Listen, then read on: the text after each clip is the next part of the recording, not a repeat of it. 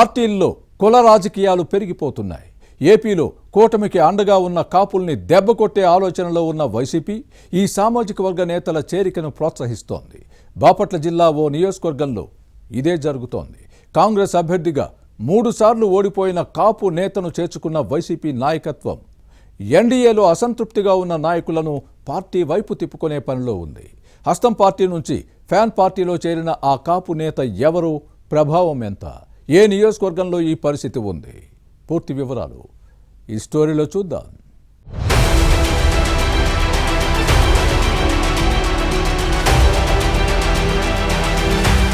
వైసీపీలో కాపు రాజకీయం కాకరేపుతోంది. కాపులు ఏకపక్షంగా కూటమి పార్టీలకు మద్దతు ఇస్తున్న క్రమంలో వైసీపీకి పెద్ద సవాల్గా మారింది.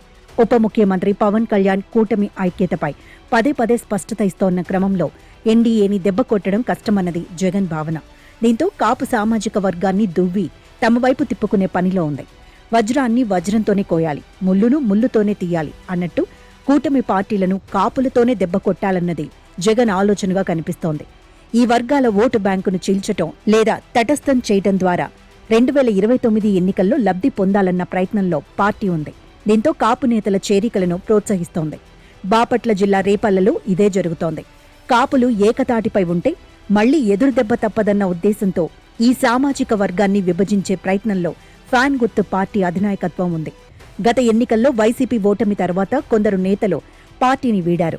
పొన్నూరులో పరాజయం పాలైన కిలారు రోసయ్య పార్టీకి రాజీనామా చేసి జనసేనతో జాయిన్ అయ్యారు.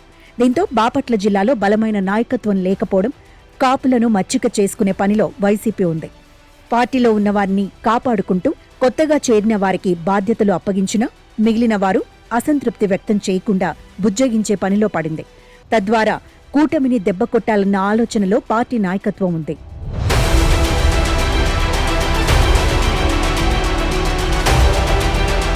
బాపట్ల జిల్లాలో రేపల్లె కీలక నియోజకవర్గం.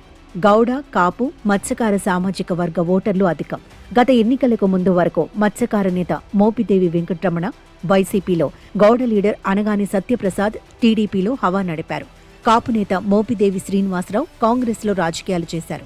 అనగానిపై మోపిదేవి ఒకసారి విజయం సాధిస్తే మోపిదేవి వెంకటరమణపై 2 సార్లు అనగాని గెలుపొందారు. గత ఎన్నికల్లో మోపిదేవి వెంకటరమణను కాదని గౌడ సామాజిక వర్గ నేత ఈవూరి గణేష్కు టికెట్ ఇచ్చారు జగన్. దీంతో మనస్తాపానికి గురైన మోపిదేవి వెంకటరమణ భవిష్యత్ రాజకీయాలను దృష్టిలో పెట్టుకుని ఎన్నికల తర్వాత టీడీపీలో చేరి సైకిల్ ఎక్కిన విషయాన్ని గుర్తుపెట్టుకోవాలి. ఒకప్పుడు ప్రత్యర్థులుగా ఉన్న మోపిదేవి వెంకటరమణ, అనగాని సత్యప్రసాద్ ఇప్పుడు స్నేహితులుగా తెలుగుదేశంలో కలిసి పనిచేస్తున్నారు. టీడీపీ నేతల దూకుడుతో రేపల్లెలో వైసీపీ వెనుకబడిపోయింది.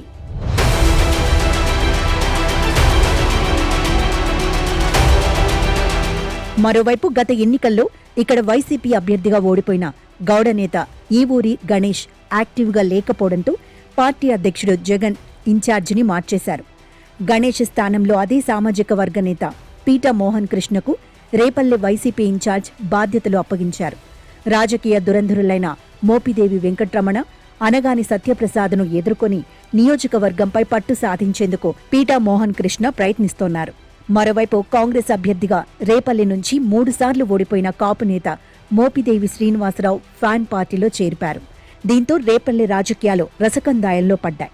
ఈ నియోజకవర్గంలో బీసీ సామాజిక వర్గాలకు ధీటుగా ఉండే కాపులను వైసీపీ చెంతకు చేర్చే పనిలో భాగంగానే మోపిదేవి శ్రీనివాసరావు పార్టీలో చేరారని ప్రచారం జరుగుతోంది. టీడీపీ, జనసేనలో గుర్తింపు లేక అసంతృప్తితో ఉన్న కాపు నేతలను వైసీపీ వైపు తిప్పుకునే ప్రయత్నాలు జరుగుతున్నాయి. మోపిదేవి శ్రీనివాసరావు ఇదే పనిలో ఉన్నారు.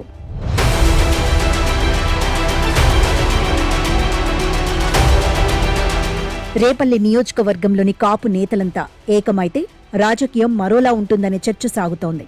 ఇదే జరిగితే వచ్చే ఎన్నికల్లో గెలుపోటములు తారుమారు అయ్యే అవకాశాలు లేకపోలేదన్న విశ్లేషణలు ఉన్నాయి.